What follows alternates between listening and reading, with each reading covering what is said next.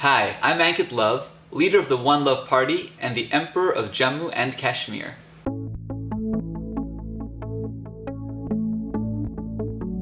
One Love is inspired by a vision to unify society, to unify the world. We want to do it through using technology. As young people who've grown up with the technological revolutions, we want to bring technology into the state's domain so that the state can use technology to resolve problems and bring out social change. We have all these super dreams and projects. We want to raise the whole level of inspiration for society. We want to make people reach for the stars. That's our dream for One Love. Ankit Love is a man on a mission. Ankit Love is a guy who just wants a lot of peace and love everywhere.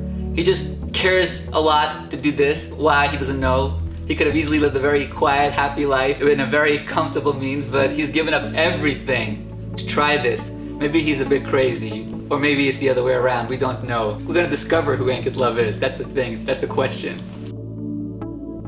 In 2009, I had legally inherited all the titles of the Maharaja Emperor of Jammu and Kashmir.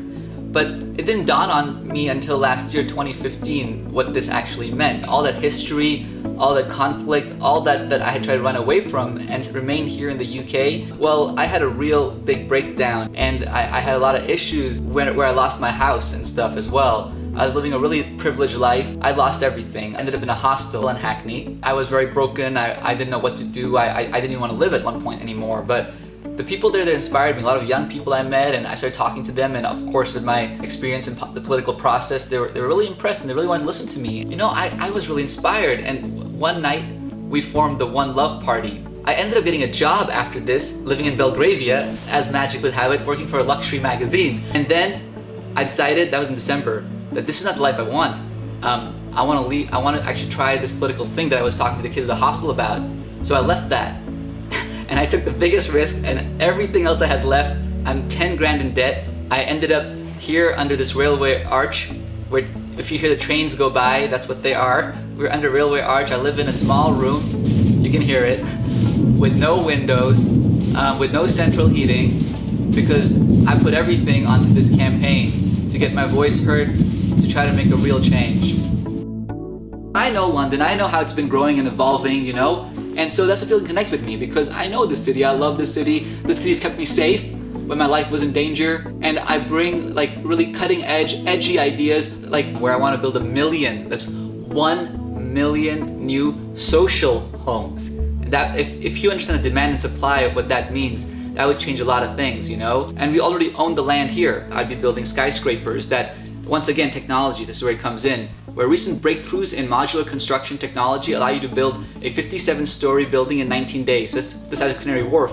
That would take only 3 years to build. So now 1 million homes doesn't seem so impossible in the time frame of 4 years. And then we want to legalize cannabis. I want to end the source of the war on drugs, because the source is the illicit market. It's in the interest of these gangs, these drug lords, of these terrorists, that it's illegal. So when people support keeping cannabis as an illegal substance, remember, you are on the same side as terrorists, you're on the same side as drug lords and violent criminals who traffic women and children.